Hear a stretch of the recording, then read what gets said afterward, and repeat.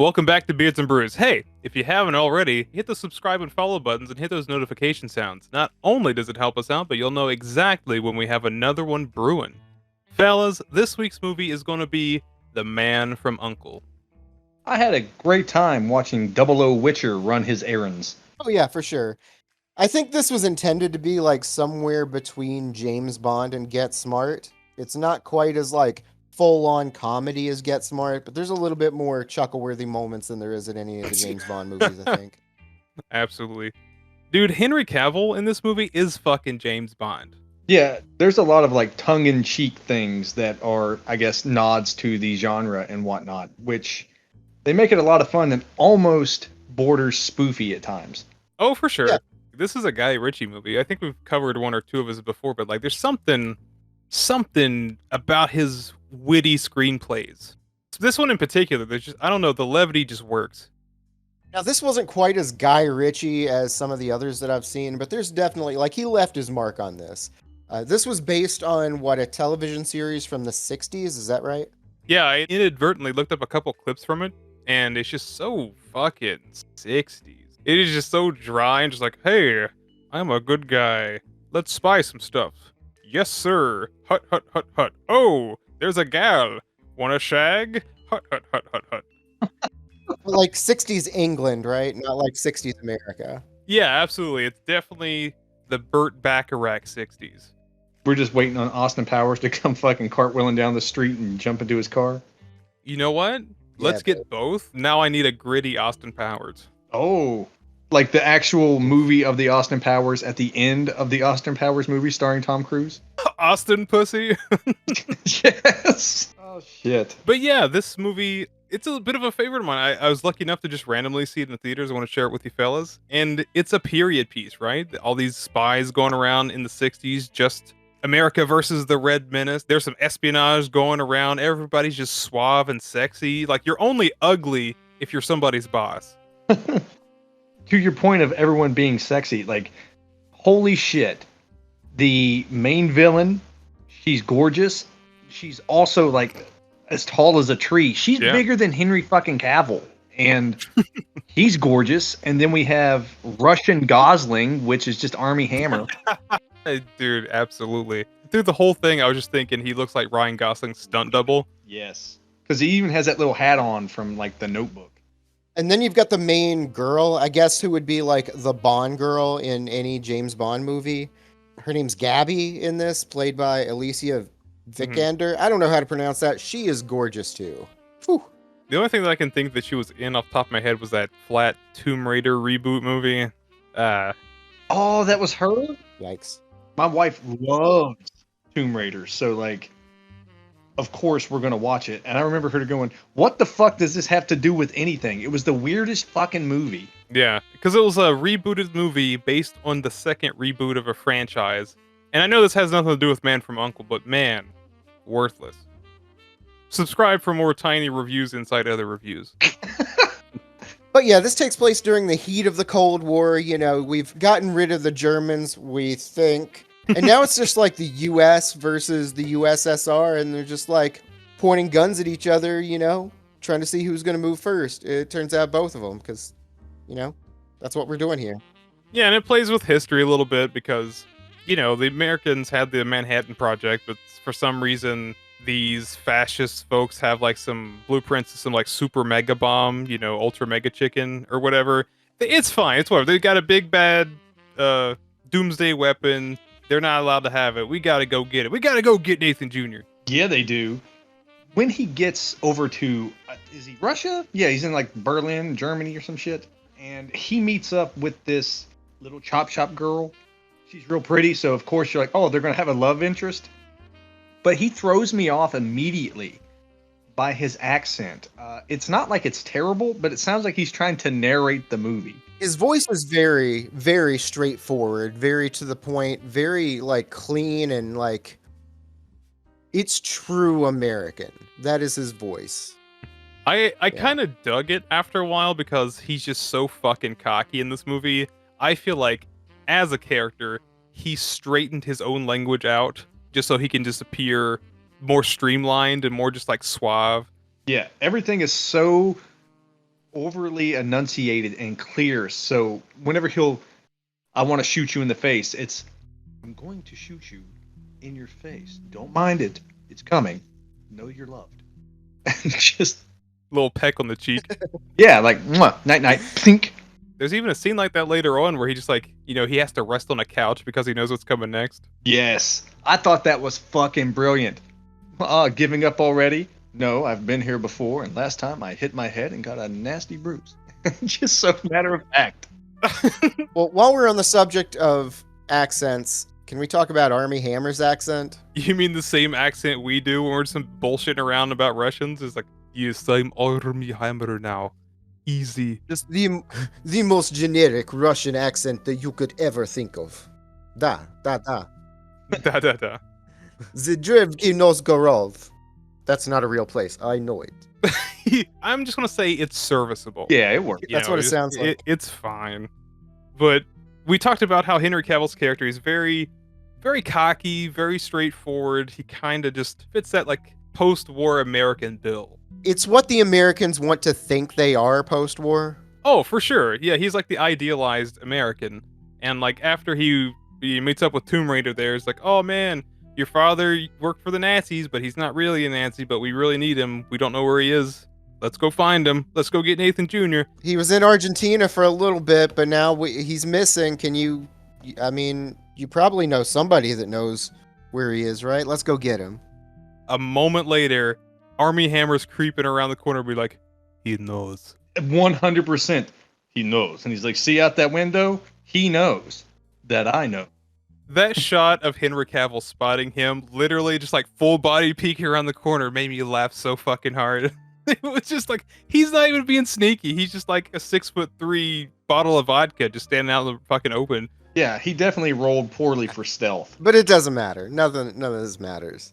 No, so he has to get that lady out of there. How do they do it? He hides in the backseat of the car. And we get some really cool, sneaky car shenanigans. Mm-hmm. And an early taste of spy stuff because, they're super neat and fun. But what blew my mind was the actual cars themselves look like they're made of fucking cardboard. They're weird looking. That's just the European design. Like, you just got those old Fiats and Citroens. It's just whatever they had. These are the cars of the people. Everybody gets car. Just car TM. Yeah. Yes. But yeah, you're right. They all kind of feel like dune buggies or something. Yeah. Especially when they're like crashing up against each other. They're just like, yeah, we're nudging. Yeah, but that was back in the day when cars were actually made of material, and they're just like banging on each other. Oh, by the way, Army Hammer is in hot pursuit of them in another car.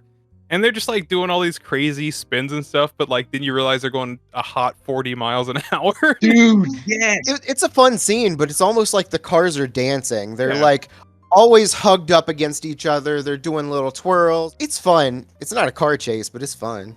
It's car hide and seek because like the chick whips it into a like a 180 turn or some shit and parallel parks. Army Hammer drives by. Henry Cavill, Sir Geralt, is like, hey, back down the sidewalk like Scooby-Doo. And so it literally has this moment of the car going on the other side of a van while the other car is coming the other way, never able to see one another. And you go, you're playing Ring Around the Rosie. That's sneaky. Yeah. And like when they're parked and he finally fucks off, that little moment where Napoleon Solo, by the way, that's Henry Cavill's name. Disgusting. But he just like peeks down the dark street. He's just like, yep, I guess he's gone. Yes. And so he steps out and he's like, I'm going to get him. And he pulls out his little silenced pistol and he goes, pew, pew. And the car crashes. And you're like, oh, he got him. And he goes, well, I don't trust that I got him. And sure enough, there's old fucking Army Hammer laying down in his car going, I'll get him. They both just have so much like respect for the other's sneakiness. Yeah, that's actually a thing that runs through the movie. Like, these guys are sworn enemies. Like, not only personally, but of the state. It's almost like they respect each other's work. As John Wick 2 put it, professional courtesy. That's it. Yes, absolutely. Like they've got that, but also they keep wanting to one up each other throughout the whole thing. Oh, And I love that. It's great because they're both just like, I want to kill you. But if I kill you, I can't show you how big my dick is, you know? Yes, there's definitely a Batman Joker dynamic between them because Hmm. he wants to beat him, but he doesn't want to kill him because he wants to keep playing against him. I was gonna give like a Tom and Jerry kind of reference, like, he doesn't know what he's gonna do if he actually catches him, because then, like, what's he gonna do with his life? That's both of them. They're both Tom. They're both Jerry. I get that because they both have their certain set of skills, what have you. One definitely operates like a surgeon, and the other one operates like a bulldozer. So they're always going to have that like opportunity just to kind of like get the edge. Yeah. You got the Army Hammer like chasing after him. He gets a hold of like the car bumper or something. The trunk. I was going to say, since we're in West Berlin, the boot. Oh, are we in West Berlin yet? Which one's the red one? The red one is East Berlin. Since we're in East Berlin, the boot. Fucking T-1000 chasing that shit down, by the way. Yes. But, as Chandler said, they are not going fast. He just runs them down. He straight up grabs the car and plants his feet on the road, and you see the RPMs go. Boo! The girl's just like, well, why don't you shoot him? Well, somehow it just doesn't seem like the right thing to do. Yeah, he's looking at him like you would look at an ape in the zoo, just like, huh? They are just like us, just. But they get away a little bit down this. He tells him. He tells her to turn down this narrow road, and she does, and the road becomes just a little bit too narrow for that automobile. Oh, I love it because Henry Cavill turns into the most sassy GPS guy. Because like they get squeezed in this little alleyway, and he's just like squeaky, squeaky, squeaky. Turn left through the kitchen window. It's such a fucking douche ball fucking big dick move, and I love it. He's just like, look what you did to us. Turn left through the window. And she's like, man. And he just sits there with that perfectly like smug face, like, I'm gonna do it. Very smug. I bet this wasn't even a part of the plan. Is now. But he's a goddamn sexual tyrannosaurus through this whole bit, selling how superior he is to the average man and his opponent in this scene in particular. They escape to a rooftop where another truck is waiting, fires a grappling hook, and they start to basically escape over the Berlin walls to safety. Oh, yeah, there's a truck out there just waiting for him. They dip in the back and just roll out. Yeah, old Jonesy over there, he just does a little like pin light thing. He's like, I don't know Morse code, but I think he needs help. And Army Hammer's character, like, trying to catch up with him, drags his jacket across the zip line or whatever it is, and only ends up about halfway. You think, oh, this is it for him. He's not, it's like 10 feet down to the ground. Well, the thing is, Henry Cavill's like, Jones, back it up, and the wire loosens, so he drops almost to the ground. And he doesn't even make it to the ground, like he said, so there's that moment where you just see, like, half his body poking up over the wall, and he metaphorically flips him the double bird and just fucks off. And it leaves him dropping to the ground in a minefield to where you just see him, like, with that face of, I'll get you next time, Gadget. Well, those landmines are only for the slow. They won't hit you if you're Russian. Let's see what. Good. That's funny. I'll take it. So that's like the first scene of the whole fucking movie, and we're like 25 minutes in. Yeah, that's the first mission of a video game. Yeah. That's what it felt like. Yeah, I even recognize a lot of this from a video game. That is the King's Row or King's Street or whatever it is on Overwatch. Like fucking all of that. Even that narrow little street, that's definitely an Overwatch. After that, I legitimately half expected like the fade to black and you just hear some Bond theme creep in. Oh, that would have been fucking stuff.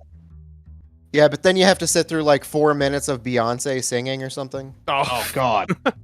Fucking Madonna stuttering through Die Another Day again. I'll hope you die another day.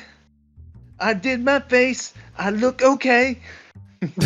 Oh, shit. Rip in peace to Pierce Brosnan. He's not dead, but damn that movie. You need some peace after that. I can't. Okay, I know this is off topic again, but Pierce Brosnan, since you brought him up, even as James Bond, I can only see him as the bad guy from Mrs. Doubtfire. He did nothing wrong, by the way. No, he was a decent man in that film, and Robin Williams hit him with fucking fruit. We gotta cover that one for sure. So he ends up getting the hotel with the girl. I don't remember much about this. Next thing I remember, we're talking to London Boy from Natural Born Killers. Oh yeah, his boss. Yeah. Yeah, Henry Cavill's just like preparing some meal a la James Bond in the books. He's a huge foodie, by the way. Oh, yeah. And he's just like, oh yes, I made all my money doing shady shit on the side so I can afford this scrumdiddly-umptious truffle. And his boss just breaks down the doors like, God damn it! I know what the fuck you're doing. Get over here. I got you for 5 more years. Dude, yes. He yokes him up by the back of his shirt, basically, and is like, if I didn't sound so much like Nick Nolte, I'd get a job doing something else. Yeah. It's awkward, kind of like he does a fine accent, a fine American accent, but it's weird hearing not like just the dirtiest English come out of his mouth. Yeah, like I know him more recently from the Chernobyl miniseries and Oh, yeah. that poor man, those poor pepperoni people too. Oh my god. But we find out, he's got him for 5 more years. We get a little bit of backstory here, but it doesn't really matter. Henry Cavill was like a CIA agent that got into some stuff, got locked up, and this is his payback for them pulling him out of prison. And I love how his boss is just like, you know what? Let's just go have a bite to eat at this really swanky place in the middle of nowhere. But I really gotta take a hot shit, so let's go in this empty bathroom where I'm gonna just surprise you with a gift. That gift is a giant Russian man. Okay. So when they go in the bathroom and he's taking a piss, I'm just thinking, okay, I've been into the bathroom, Eric. We've been in the same restroom at the same time. I was never that close to you. No, not at all, but luckily for us, Sean Patrick Flatley walked into our bathroom while we were screwing around. Seen that dick? You were screwing around. Maybe you want to rephrase that. No, we don't. All right. It's fine. Okay, so yes, he's right up on his back. The fucking Nick Nolte-esque boss guy's taking a piss, and who shows up? Russian Gosling, and he's like, "Bro, I'm gonna slam you through every single stall so Candyman can't hide. Then we'll choke you out until Russian Bricktop comes in." Oh yeah. He's like, comrade, calm down. He's your partner. He's cowboy. And we get treated to just this fucking dick measuring exposition dump. And it's a clever way to give you exposition because it's fun. He's like, oh yeah? Well, in this time you were being a little bitch and you were born here. And oh, your mom, she's a whore. And he's like, ah, wow, wow, wow. Yeah, he's straight up just like in Kill Bill, just wee, woo, ba, ba, na, da, na, na. He just tosses the table aside and walks away because he can't do anything to him yet. Like, they have to work together regardless. The interactions they have, especially this early in the movie, are funny because, like, they hate each other, but they gotta work together. It's a comedy. Yeah. It's that classic buddy cop trope. Mm-hmm. Get in here, Henry Cavill. Oh, what do you want? All right, Witcher. What's going to happen now is, you remember that guy you were battling and wanted to bring in? Yeah, I'm going to get him next time, coach. Don't worry about it. He's your new partner. Oh, man, what happened to Toonces the cat? Like... Well, we get a good helping of that coming up. So, like, their team, whatever you want to call it, Team Cold War, I don't know. And so here's the shtick, right? So they have the girl who's moonlighting as the Russian guy's fiance, and they have this like whole thing cooked up to where they're going into Italy, where her uncle is like some race car whatever owner, but that's all just a facade for all the fucking evil shit that he's doing. So they go to this, I guess. The only way I can describe it is basically like the Kingsman store, because they walk in this place loud and proud talking about their secret fucking mission, so I guess it doesn't matter. It's the Continental. Okay. It's like any of those random high-end shops that you find in Grand Theft Auto. You just walk in, there's one person working there. They don't care. They make enough money from that shop that it doesn't matter. You do whatever you want. That is perfect. They literally walk in, stand in front of the mirror, the clothes change, and money is deducted. Yeah. They walk out with more hair than they walked in with. You're like, wait a minute. I mean, that's what he gets with that fucking yee haircut. Ooh. But yeah, I guess the idea, there's like is it a crime syndicate of some type in Rome that is run by Victoria and her husband, like the tall ass bitch and the what used to be Nazi but is actually like still Nazi? They're Nazi. Okay. And again, they're still trying to find the information where her papa is and stuff like that. It feels like your kind of run-of-the-mill espionage mission. But then we have a scene of Army Hammer being like, no, my wife would never wear this. And then there's just like fashion advice from a KGB agent. You can't pair a Paco Rabanne belt with a Gucci dress. Why not? Well, you just can't. No, he says it won't match. And with the coldest, deadest eyes, he's just like, through his teeth, it doesn't have to match. Either way, like, what's her name? Tomb Raider would just not have any of that kind of feedback. Nice. I get some feedback right here.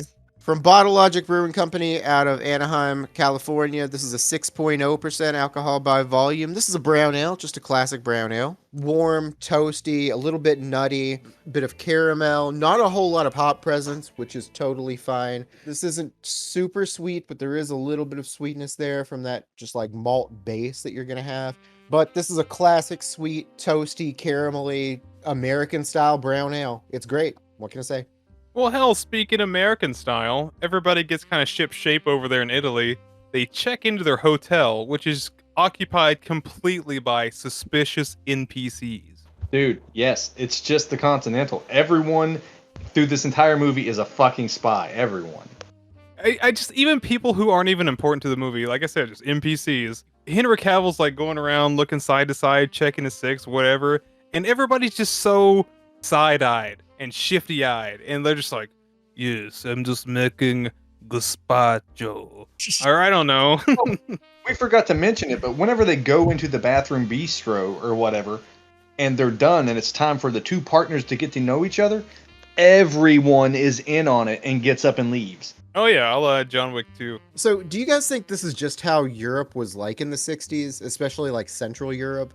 Just like everybody is on one side or the other, and everyone is a spy. Well, that makes sense. Everybody's just that shifty-eyed dog from The Simpsons. Yeah. I mean, think about the posters that were everywhere. See something, say something. Oh, yeah, that's right. So we're in like Italy post-World War II, so everybody's trying to forget that fascism was totally legal and totally cool. It's totally legal, totally cool. Yes, 100%. Now we get some Roman tourism, and all we really get is some stairs and a fountain, then a dirty back alley. We get a little bit of history on this fountain, by the way. We get to learn that the Russians actually built that fountain. I don't even know if he's right. I thought he was bullshitting.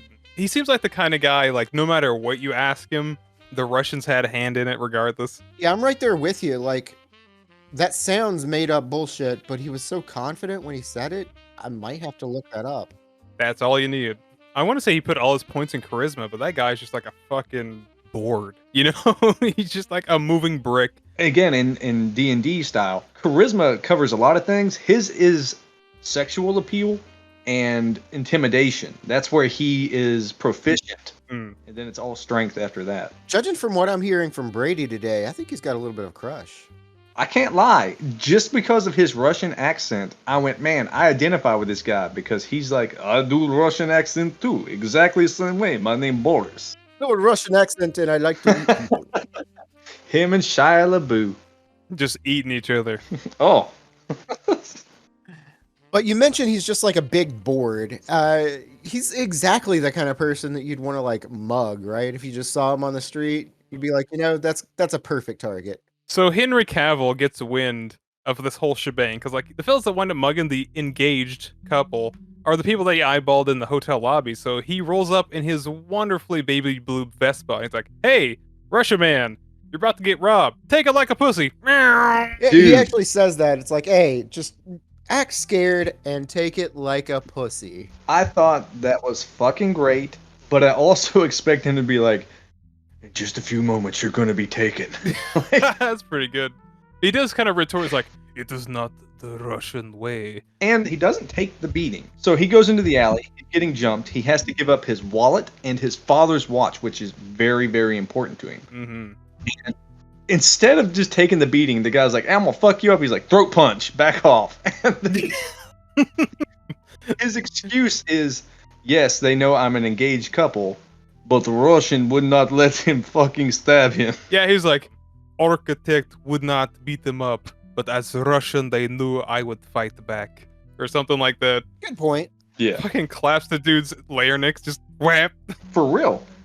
The bickering between these two, they're like you were about to mention that there's a sex scene with Cavill coming up and stuff like that. But man, oh man, what's the true love story here and the sex scene we're all waiting for is these two guys because they are just wanting to hate fuck one another and it's apparent. It's almost as if it exists on the same spectrum as like Tom Cruise and Val Kilmer from Top Gun. Oh, But instead of Oh. lust, it's hate. It's like a completely different deadly sin. Oh yeah. oh my God! The Russian guy looks at him and goes, "Chomp." He says it. Yes. So with all this going on, Henry Cavill has to find a way to get his rocks off somewhere. So he orders some room service and is like, "Hey, that's a nice bottle of champagne you brought me. Be ashamed to drink it alone." The lady that brings it to him that's a good-looking woman. Just gonna say, and she is flustered to say the least. She's like, well, my shift ends in 5 minutes. I can find something to do for 5 minutes." And they just bang all night. Damn, Superman really is faster than a speeding bullet if it's just going to take 5 minutes. Oh. Get it? Because it was Superman. Gabby, I guess, is getting wind of these sexual pheromones because she too decides that she wants to down some alcohol and start sexily dancing, wearing some glasses that, for whatever reason, remind me of Helena Bonham Carter from Fight Club. Just get Kurt Cobain. And then she straight up spears fucking Army Hammer. That whole scene is wonderful. Army Hammer's just trying to keep it the fuck together, and she's so goddamn smashed. She starts dancing around, winds up tackling him. But my favorite part, he's just trying to like play chess, and he's just like trying to just keep it in without boiling over. He's just like, God damn it. One of them wants to play chess, one of them wants to screw. Well, let's play chess.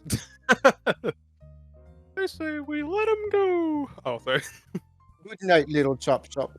Oh yeah, they have like a, what would you say, about a 3-minute long pro wrestling session before they fall on the floor and you're like, oh, they're gonna make out and do it, and she just starts snoring, and then he very provocatively, wide-legged, vagina pressed against crotch area, carries her to bed. It's like, sleep tight, little chop chop girl. I will bake in the morning. It was super cute because like he's huge and she's not. So like the fact that she was attached to him like a little koala, Yeah. Like a little sloth trying to hold on to a tree branch. and he's just like, next time, I break you. Oh, Army, you can't give her the D. If she does, she dies. Yes, brilliant. There is no D in Cyrillic alphabet. What? I don't know, just throwing that in there. You can use it somewhere. No, that's good. So now you get a little exchange between the two spies where they have apparently found each other's tracking bugs and things like that. Mm-hmm. And it's cute because, again, spy gadget dick measuring contest. This is funny. Yeah, Henry Cavill takes a handful of these little listening devices to his room. Knock, knock, knock. These are Russian made. Okay, Army Hammer goes back in there, grabs a handful of listening devices that he's found. These are American made, and not very good either. Very low tech. Just like, just stick it to him. Yeah. He gets the bugs from Henry Cavill, turns around, shuts the door. Gabby goes, "Who is it, dear?" And he just looks her dead in the eyes. The camera zooms in real tight on his face. He knows. Just every time. Yeah. Like after he tells him, yeah, those are very low tech. Henry Cavill's just like, "Ugh. Yeah, well that bow tie doesn't go with that suit." Tomb Raider's uncle gets wind of her being in the country with her new Russian fiance and invites them to a wonderful race where they can just kind of get together, catch up, and talk about Papa. There's like a bouncer there, or whatever he is, a waiter. He's like, "Sir, where's your invitation?" I like this part a lot. And there's like a little bit of a tussle. He starts to like lead him out because he doesn't have an invitation. He's just like, "Sir, I am neither a goat nor your sister, so please take your hands off of me." Geralt of Rivia is also the best pickpocket you've ever met. And bag tags security. Burn. He totally does, but shortly after running into Hugh Grant and stealing his checkbook. You mean Elizabeth Hurley's checkbook? Then he just turns into Mick Dundee. I've got your invitation. Just grabs his package. Okay, thank you. I said the same shit. I was like, that's not a Sheila. But the dude retorts as you would and just like slaps the piss out of him. Oh, 100%. He pratfalls into some like little fixture, whatever. Then Celine Dijon comes over, is like, "Oi, what's all this?" Then Fucking Celine Dijon. She is very pretty, and I don't know what kind of accent she's putting on, or if that's Oh, just man. her natural voice. It's very weird. It's almost like Paris Hilton. well, like very shortly after the movie started, I gave up on people doing accents because like Alicia, what's her name, supposed to be German of some sort, I think, or something European, and that shit just goes in and out. So I'm just like, you know what? Whatever, alien from Star Wars. You know, when you're at a restaurant and you can take a soda cup and you just get a little bit of each soda, we used to call it around the world. That's what her accent is, because it's just a little bit of everything. Nice. Her accent is Mountain Don't. Oh. But she's got some of the best sexual lines in here with old Henry Cavill. With his straightforward David Attenborough approach. As you can see, if me and you go over here, not only will we enjoy the race, but I can help you fill those gaps. And she's like, yes, I would love you to fill my gap. He's so suave. Her other company, like her, I guess her another girlfriend of hers, was just like, "Oh, yeah, I've just been eating caviar and drinking champagne. It looks like he wants to fuck." The context for that whole filling gaps thing, he is supposed to play the part of this like antiquities dealer, Mhm. and what he does is he fills gaps in major collections, and he's like, talk tomorrow about filling some of your gaps. Hard wink at camera. It's a good one. Meanwhile, the Russian and his bride are roaming around. She ends up talking to the Formula One racer. And this guy turns out to be the big bad. This is the only other time we'll see him once again before the final showdown for just a moment with no real context. This is the big bad. And I was confused by that because I thought he was going to be a nobody. Yeah, like I thought he was just like a race car driver, but it turns out he's the husband of Victoria. Yeah, and he's just like this super. Well, I mean, he's a Nazi, and he totally looks like a guy who tried to steal the fucking Ark of the Covenant. Army Hammer walks up, you know, being introduced and everything. He's like, "Oh yes, look like a fucking Berlin Wall, dude. You're not an architect. I see right through you." And Army Hammer's just like, "Oh, buildings are cool and all that." And then the dude just starts rattling off shit, just like Russia sucks, they suck dick, you suck dick. All the while, you see like the boiling over in Army Hammer's eyes. Yeah. Yes, and it leads him to almost jeopardizing the entire mission whenever he goes into the bathroom for a bully beatdown. It's one of my favorite parts because like he tried so hard to just be like, "Gentlemen, I just need to use the sink, please leave." And they're just like, "Get fucked." Hey, use the women's sink. Oh. He does the classic thing where it looks like he's about to walk out and like, "Hey, get out of here, pussy!" And he just like locks the door. Yes, and the way that camera transitions from these smug, they look Italian to me. And he's locking the door and he turns back around with that fucking "I'm gonna murder you" face. And they go from me to "uh-oh, boys." Yeah, what tickles me is like the camera. Every time Army Hammer's like super pissed, he just zooms in on his right hand. He just has like a twitch. Like that's how you know he's ready to just fucking dispatch Giuseppe and the boys. So once they get back to the hotel and start to like regroup, maybe exchange some information, maybe Gabby is actually kind of hitting it off with race car driver, husband guy, because he was talking about, taking her on a date or whatever it was. I don't really know. And there's a little back and forth between her and her fake fiance that I really enjoyed. But he's a gazillionaire and he wants to sweep me off my feet. I like him. He's a Nazi. But he's charming. He's still a Nazi. But that was like half the plan, right? They didn't quite get what they needed. Apparently, this guy is so evil, like, he wouldn't even let his own daughter see where Tomb Raider's father is and what he's up to. So they're just like, all right, fuck it. We'll just go and sneak into the place and find it our own damn selves. Yes, they know something's up thanks to the Russian man and his advanced technology. Once again, with more of the dick measuring, it's mwah. But he's like, as you can see, my photos show what radioactive things once were with these blurred lines by Robin Thicke. I hate these blurred lines. Miley Cyrus comes out and he's like, quick, shoot it. Shoot it. Shoot it. Yeah, he's like, I've been exposed to a lot of gamma radiation or whatever in the last 24 hours. We have to figure out the source of this. We have to do it quickly. I'll tell you what, I'm gonna sleep on it. Wink. Like, this is a Guy Ritchie film, so you know the dialogue is gonna be like top-notch, tongue-in-cheek, and it is. Like, it's not quite what it is with like Snatch, but I love so much of it. Well, they have that little clever rendezvous because they both think they're like out for the night, and they both wind up showing up at the little science place. There's a huge fence separating them from where they need to be, and like got Henry Cavill snipping away at it. He's like, "See this? Sharpened by carbon lasers, sharp as shit. Don't at me." And then fucking Army Hammer's like, "Carbon laser, and just Star Wars that shit's open." That's honestly probably my favorite part of the whole movie. Like, my favorite little, like, 30-second scene. Golden. But then the script flips. Because, like, they get to the door, Army Hammer tries to unlock it with his fancy schmancy gadgets, and he's like, "Get fucked, Russian man." He just goes, "Lockpick 100," and they're in. Start seeing somebody, like, following, and there's just like, hey, can I just do this, like, real quick? It'll be real quick. Take a second. Does it? They're in. Boom.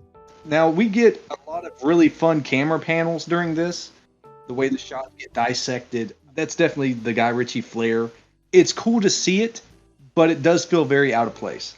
I think what makes it not work as well as it would in Snatch or something like that, it's because it's at night. It's just like a lot of dark shots, and they just kind of muddle in with each other. And to be honest, they don't cover that much ground between the door they walked into and their destination. No, and that's why I felt like it was so weird, because it's like 4 different takes in 4 different styles of them walking through a door, basically.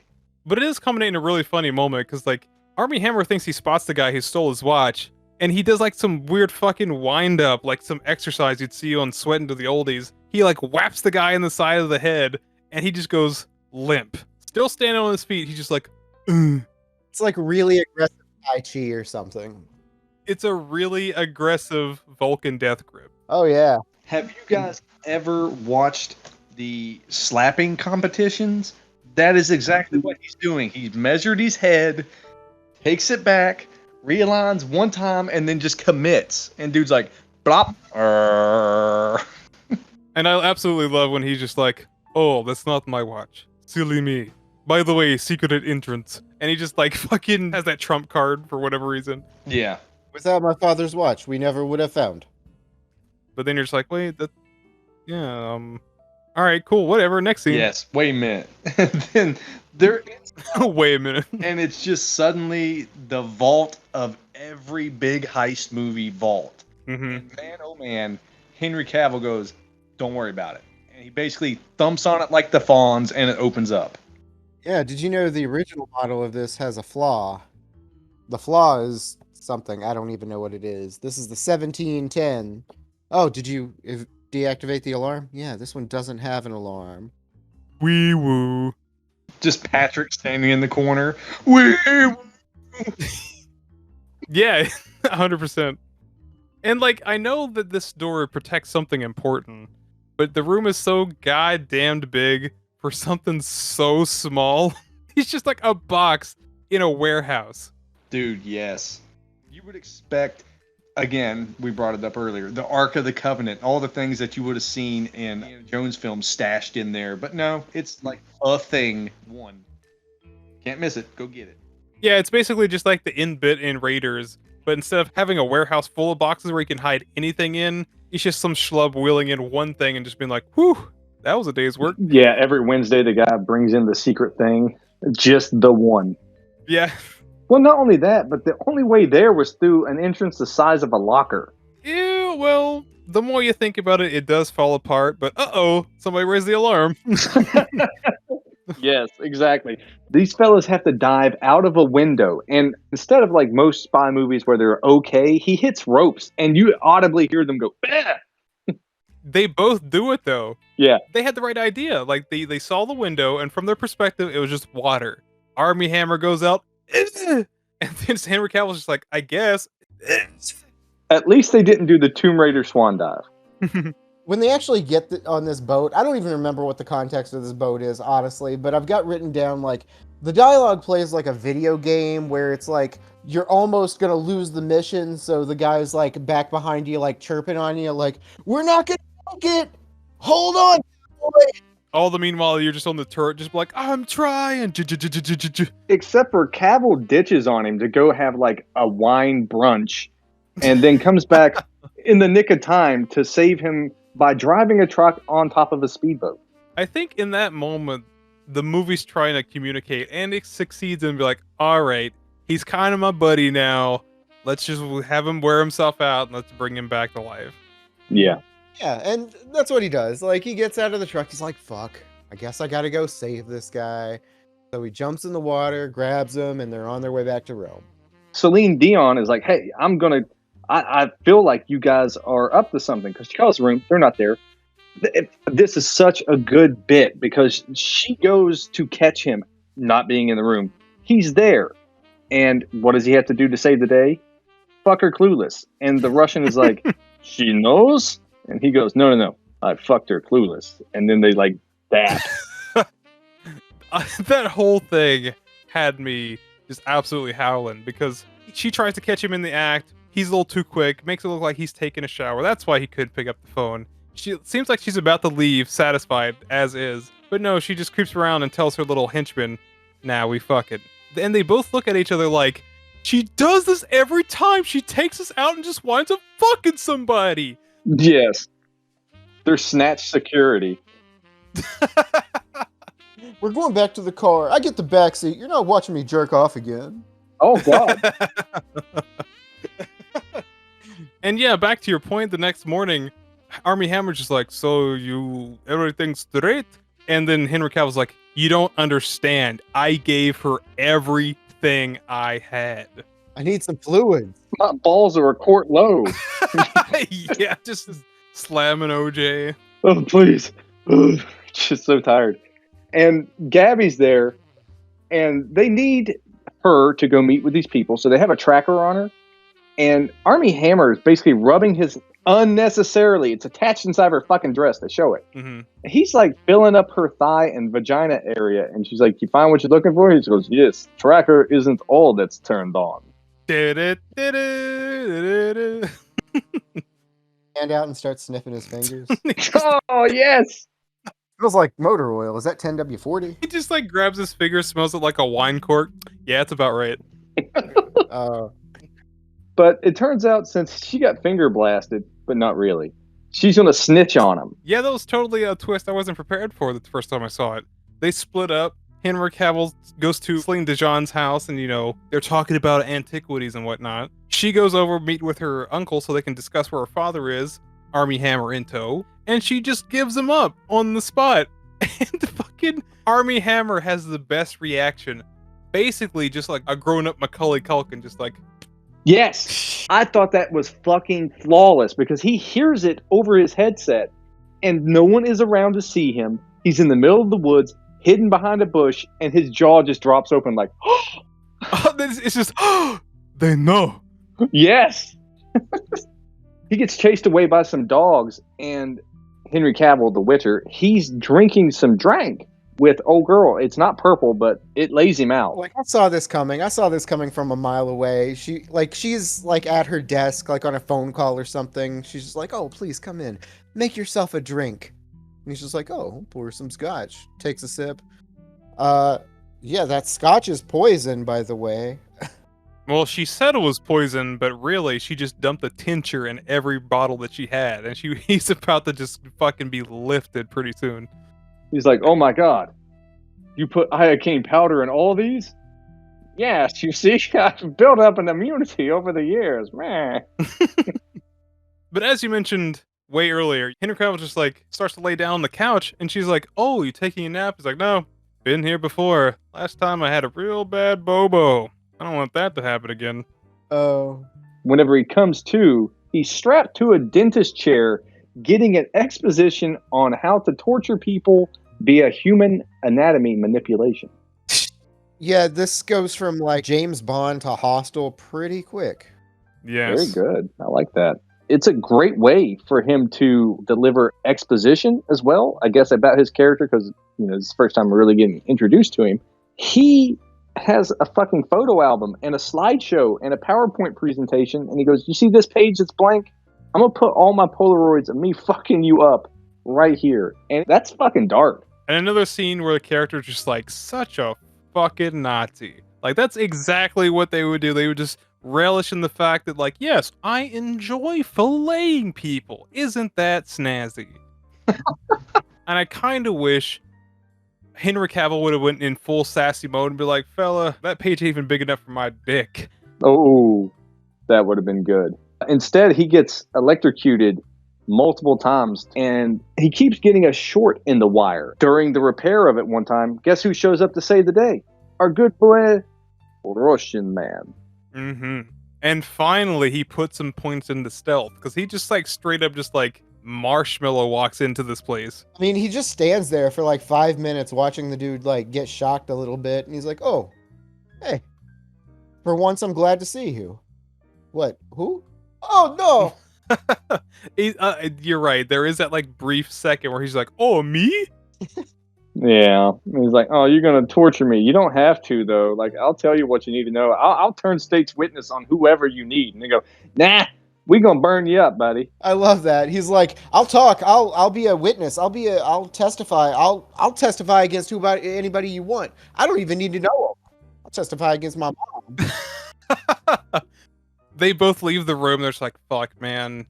Like, he's going to be super useful, and he's totally going to get off somewhere and probably move back to Argentina. What a fucking shit show, but, like, this is what we have to do. Meanwhile, the glitch in the system fixes itself, and the dude turns into a firework. I bet he's feeling like a real plastic bag. No. Meanwhile, Gabby's with her father. Oh, you mean Bruce Willis's stunt double? Yes, dude. I knew, like, this guy wasn't going to last very long, but, like, this whole charade was just, I don't know, it's a little grating. Because, like, you know things are wrapping up, but I feel like there's a guy at the edge of the frame doing, like, stretch it out motion. Yeah, 100%. And whenever me and you were talking earlier in the chat, this is where the movie starts to really grate. You go, Yeah. all right, I'm ready for the big cool finale. Let's wrap it up. Let's go out in style. And instead, you got like 40 minutes of movie left, 15 of which I'll say is tolerable. Yeah, like honestly, like this gets to the point in my notes where I'm just scribbling stuff that I can't even read anymore just because I'm ready for this to be over. I enjoyed it, but let's wrap it up. You just turned into that bit from Holy Grail. It's just like, and this is when they go to Castle. Ah! I present to you these 15 pages, 10 pages of notes. Yeah. Instead, we get a full story recap exposition dump where they fill us in on all the things that we could have put together on our own, but they want us to know in case we missed it. That way we get the ending. And you're like, fuck, dude, when you do that, you ruin it. I think honestly, this is to like catch everyone up. Just in case they could do like a sequel or make this a series, they want people to like be caught up. They want people to know where everybody is, whose side everybody's on. I guess, but like, you know, we're at like the big James Bond villain hideout. Like, this is it. And then it totally feels like maybe the studio or somebody just jumped in and was like, no. Need some boom booms. Come on, get on it. I was like, that's not necessarily, well, necessary. Yes, dude. We need another twist. There's still 20 minutes left. Yep. And of the 20 minutes, they put so much fucking action that as an action fan, I went, I'm actioned out, bud. Yes. Like, you've been giving me action for 2 hours, and now you're fucking, it's the grand finale of a firework display. They turn the gunfight into a montage. They don't even care about like the actual gunfight. It's just like, all right, there's some gunfight stuff going on. You get it. Yeah, they have to do that because the movie would be an extra 20 minutes. Correct? The thing is, like, there's so many ideas just like thrown in there at the end. Correct. Like, I'm just going to rattle them off. There is that like insurgent gunfight, gone in a flash. Then suddenly there's a dune buggy race in the middle of the forest. Yeah. It's just like, these are ideas for the next movie. Like, just use them later. Don't just like stack this shit on top of everything. Like, enough. I get it, you know? Just like Henry Cavill, he blew its entire load. Yes. They're like, bro, we got a lot of budget. What do you want to do? Dune buggies, motorcycles, fucking everything you can think of, put it in here. And then add the bad guy at the very fucking last second to get stabbed when he could have shot him but he gets stabbed. All the more reason why I think it must have been some kind of like studio meddling, because it just sounds like a note you would get. Like, a brand new day of shooting, you get the little sticky note that says, Dune buggy race. Army Hammer wants to He throw a absolutely motorcycle? chucks What the a fuck? motorcycle at a guy. Cannibal simps for automotive girl. Ah, yes. I mean, I get it. It's a good-looking woman. And all of this just to get them in the same place so they can get to bomb number 2 and use bomb number 1 on it. Dude, I went, oh my fuck, because he's like, we got the bomb. This isn't the real bomb, it's a decoy bomb. I literally wrote, fucking end.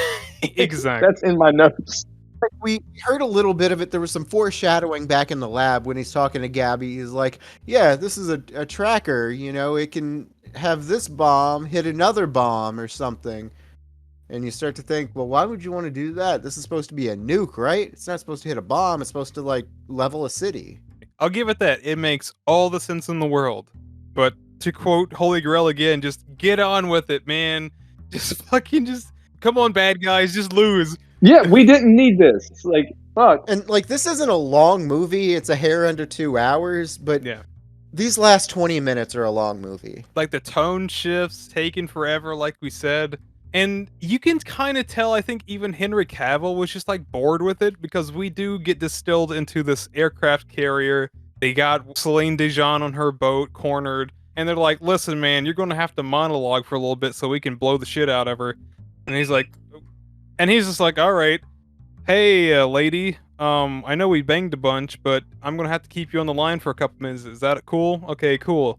What are you wearing? She gives him some of the best lines. He's like, blah, blah, blah, blah, blah. And she goes, I think I might be pregnant with your child, Superman. And he goes, bye, Felicia. Don't remember that part, but I don't doubt it. I think it's not redeemable. I think the only thing that I liked out of this whole sequence is that when the notion finally comes across to the whole ship that she's on that they're all fucked, all the poor fishermen or whatever just hurl themselves off the boat just for a little chance to get away. Yeah, because they're firing a non-nuke at this fishing boat that has a nuke on it. So it's going to go boom, boom. What are they going to do? They're going to be underwater. They're going to die. Yeah, I mean, 32 men went into the water that day. Only 3 made it out. Shock starts the rest. Fortunately, we do get to the point where the movie should have gone about 30 minutes ago. And this is post-mission. All of a sudden, they're reset to enemies. Henry Cavill has something that Army Hammer wants, and there's that tension when they're in the same room with each other. Like, oh, wait a minute. I know they were buddies just a minute ago, but now it's go time. Yeah, and the only thing that saves him is this uncomfortable hunk of metal that he hid up his ass for 5 years. That's so perfect, because that's how he diffuses the whole situation. There's a lovely back and forth of them just getting ready to go into a complete shootout, but then he's just Pop, got your pop's watch. We're cool now, right? All right. Still got that that research disc that is the most important thing on the planet. Whoever owns that basically controls the world during the Cold War. What are we gonna do about that, right? That's what should we do? I guess there is a little missing bit where they're both what if nobody owns it? And that's why they burn it. Yeah. Well, the British fellow, he covers that whenever he comes up. He goes, probably for the best. Oh, yeah. We've only mentioned him a brief second in this movie. Hugh Grant is in this. Yes, he plays British man. Yeah, he's I guess he's a member of the British CIA or M4, M6, whatever I don't know who he is. He's an important British Secret Service spy kind of guy, I guess. Sir, he's the man from U.N.C.L.E. Yes, the titular line right there. He's I made a few phone calls to your bosses. Turns out, you guys can fuck now. Also, I've been authorized to keep you guys together. We're going to Istanbul tonight, so get packed. That thing is burning. Cool. Glad you're taking care of that. Let's go. Let's go. Yeah. Yeah, what are we going to call ourselves? And then Alicia, what's her name's like, "Where's Sex Bomb?" And the credits roll. Yes.